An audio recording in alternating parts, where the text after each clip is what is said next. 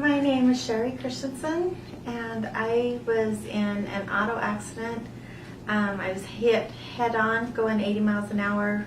My speed, their speed was about the same speed, so we're talking about 160 miles an hour. That was 7 months ago, and since then my brain has not been working the way it's supposed to. It's been fog, lots of anxiety, lots of processing issues, vision issues. Things just have not been good. And found out about cognitive actually on Facebook. I subscribed to some concussion Facebook pages, and someone had mentioned it, so I thought I can do this. It's not a long ways away from where I live. However, after being here, if I would have had to go cross country, I would have done that, because cognitive has really woken up my brain.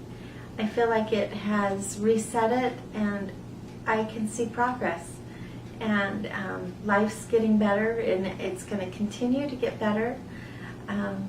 By Wednesday, so we start on Monday, by Wednesday morning, I mentioned to my daughter that I felt like things were clearing out, and I was actually feeling much, much better. So it just continued to get better throughout the week. There was definitely pushing my brain through that process, so there's moments of fatigue a little bit as you do that, but for the most part, I'm leaving today on Friday feeling somewhat like I recognize this person or my brain inside my head, and I have great hopes for the future. So I strongly endorse and strongly encourage anyone with a brain injury to check out cognitive, because you won't be sorry.